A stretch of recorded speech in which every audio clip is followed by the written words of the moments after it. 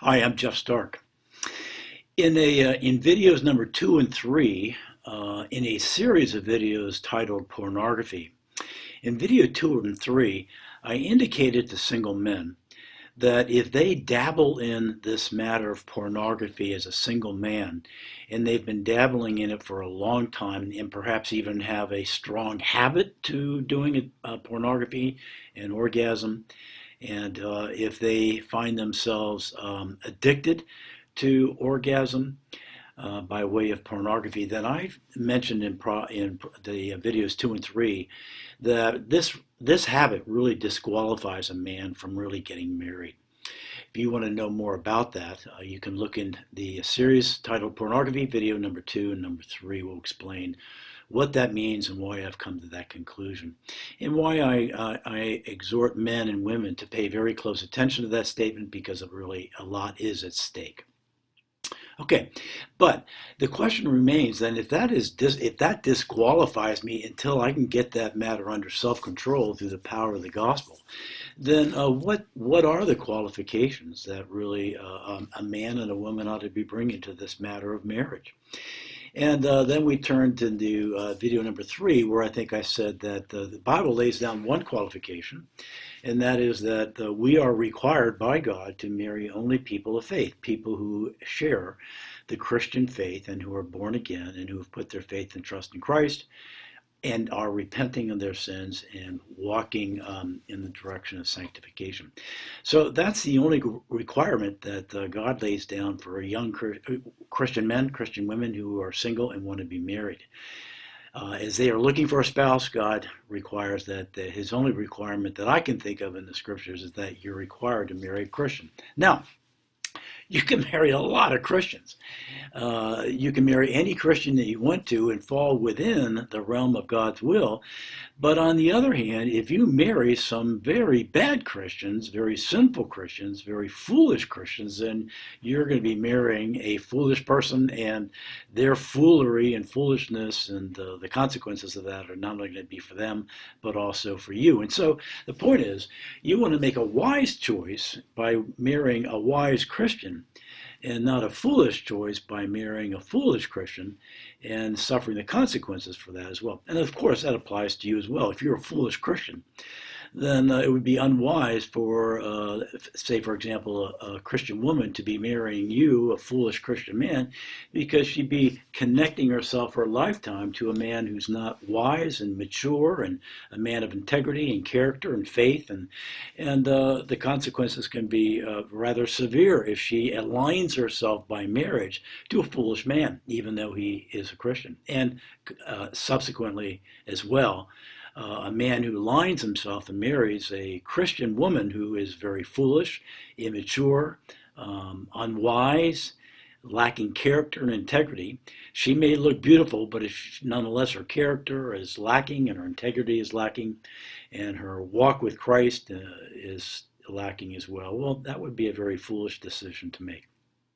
So the question in this, okay, I'm committed to marrying a Christian, but what are the kind of qualities and characters that I want to look for in myself and prepare in myself and be able to look into the women who I may be dating, and what should I be looking for to help me to understand if it's a wise person, a wise Christian, or a foolish person.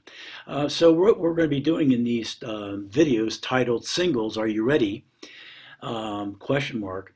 We're going to be looking at over time 5 or 6 or 7 or 8 qualities that a man wants to be always developing in his life to see that he's wise enough to be a good choice for some Christian woman. And these are qualities that a man ought to be looking for in a Christian woman to be sure that he is marrying a woman who's wise, a woman of character, integrity, and faith, and that so would be in a position to commit herself to him. And them both being wise and being of character and of faith, they would be ensuring that they're going to be have a happy life together.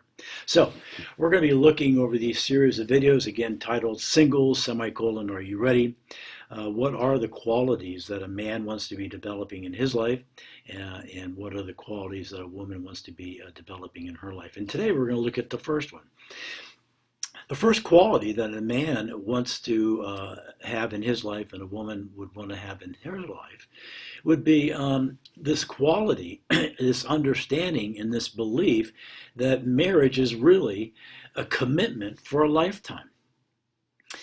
That is to say, when we stand up on the altar and we say our vows to our wife to be, and the wife says the vows to her husband to be, what they're really doing is they're making promises to be faithful and to be around for a long, long time, and that divorce is really not an option.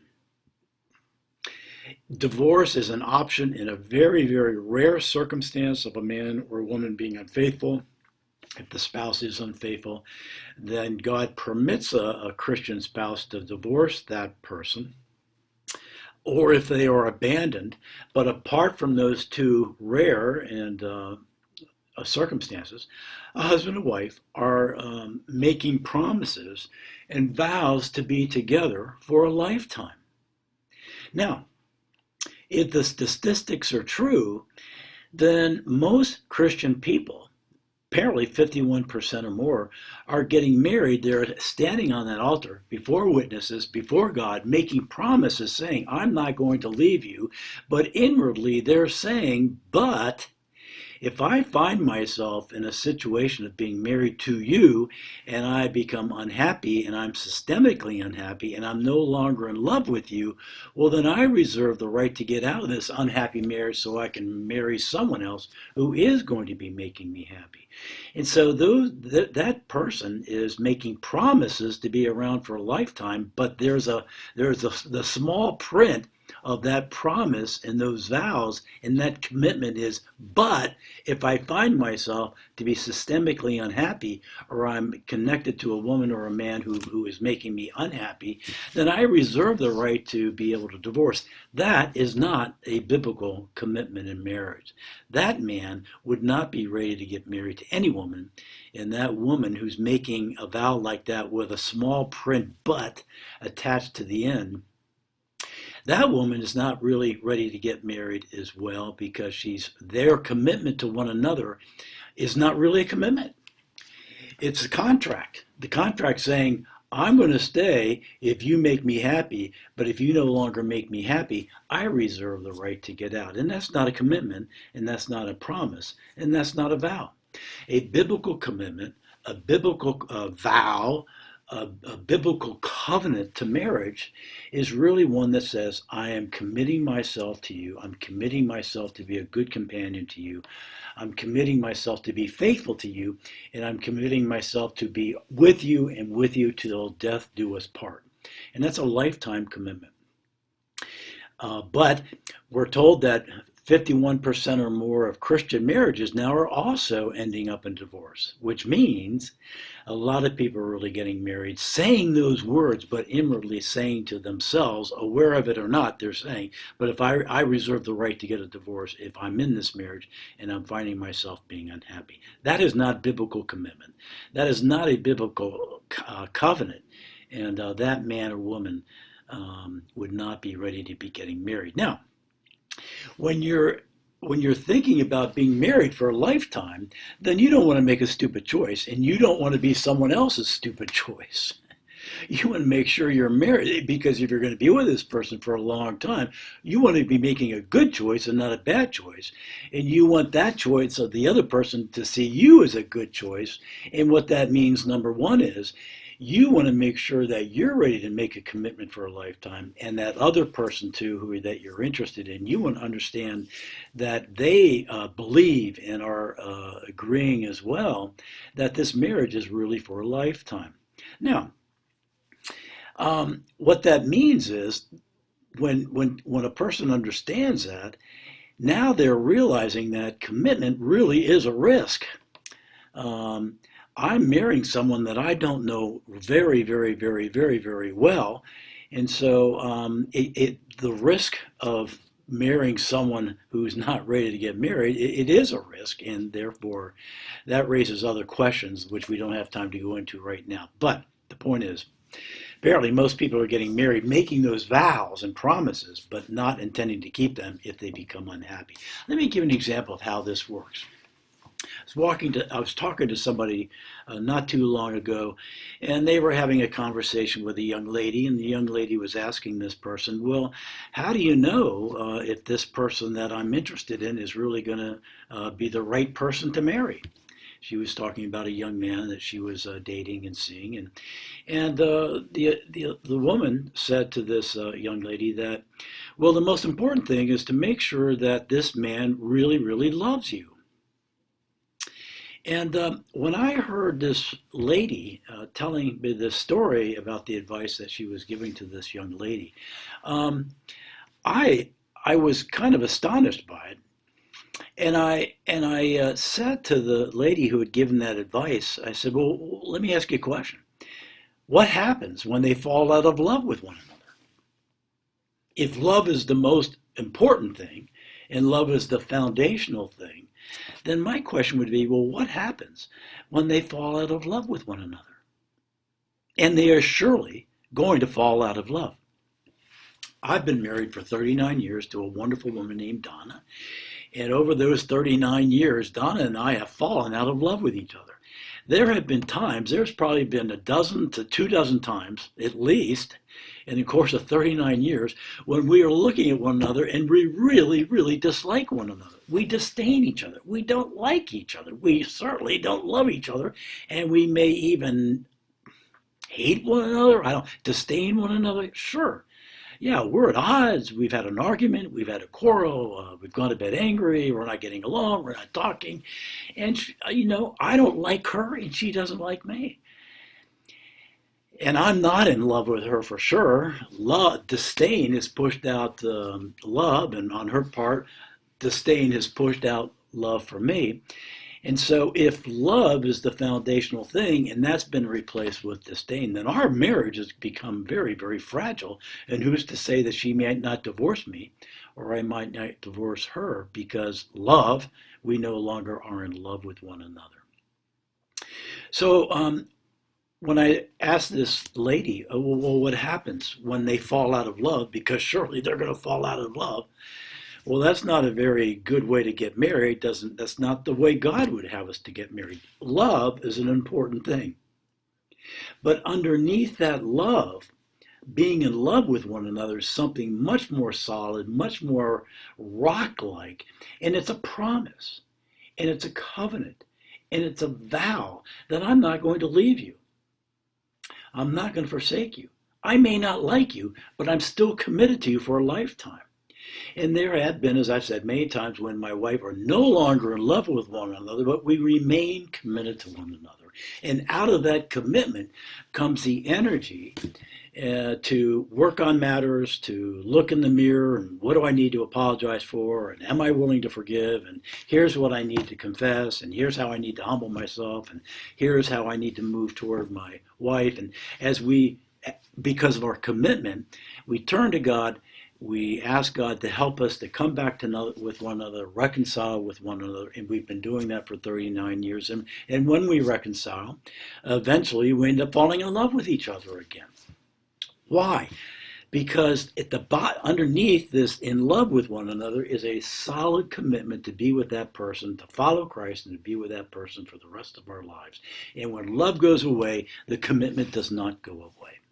It's hard, it's fast, it's strong, it's long, it's for a lifetime. And out of that commitment comes the energy to reconcile properly, wisely, biblically, with God's help. We do reconcile. And what happens is peace and love come back into the relationship and kick out disdain. And we're back into a good place. But we're back in a good place because we've embraced this idea of marriage being a covenant and a promise that is not to be broken on my part toward her or her part toward me. Now, you need to examine yourself. I would ask you who are looking at this video, as a single person, are you understanding that biblical commitment and what you're doing when you stand on that altar is to make a lifetime promise to that person? And you want to find someone who equally understands that as you guys date one another and get to know one another and like each other. And if you're considering getting married, this is a very important question. is to ask, are you committed to this? Another example, I come from a family of a mother and a father and two sisters, and I'm the only brother, son. And in my family, there are 7 divorces, and I don't have any divorces. 7 failed marriages and 7 divorces. Now, I was a very, very likely candidate for one to get divorced. So it would have been very legitimate for my wife to ask me, hey, Jeff, do you embrace the idea that if we're going to get married, we're going to get married for a lifetime and divorce is really off the table? And it would be, and my wife, Donna, was married before. She got a divorce. Then she became a Christian. And so, it was very legitimate for me to ask her, and we had this conversation. Hey, Donna, I know you were divorced before, but we've talked about biblical commitment, what that looks like, and what that really means, and how foundational that really is. Do you really believe, when you get married again, are you going to be married for a lifetime? Or would the option to divorce come up if and when you might become unhappy and find you disdain the man that you're married to? Well, we had that conversation. And we agreed that we embraced the idea of a biblical commitment and covenant to one another as being very, very foundational, even when we don't love one another. And that was a very important conversation that we needed to have. And because I came from a long line of people divorced, and my wife was divorced before as well. But we'd both become Christians, and God has enabled us to be married for 39 years, and that in large part, not completely, the only reason why, obviously, but foundational to that 39 years is the commitment that we made before God that we have lived out now for these 39 years. So you need to examine your heart about that matter. And I would say if you are not embracing that covenant idea and commitment to marriage, then you might be a Christian, but you're probably not a very good candidate for a Christian. And I would say the same thing to the Christian ladies who may be watching this video. You may be a Christian, and that makes you a viable candidate for getting married to another Christian, but you might not be a very good Christian to marry or a very wise Christian to marry if you really have not yet embraced that idea of a lifetime commitment to one another. Okay, I hope that's helpful. One qualification that's important to consider as you consider getting married and what you ought to be working on and in yourself and what you ought to be looking for when you decide to look for a spouse who and have a long, happy marriage together. Thanks. Next time, next video, we'll look at number 2, qualification number 2, but I hope this is helpful to you today.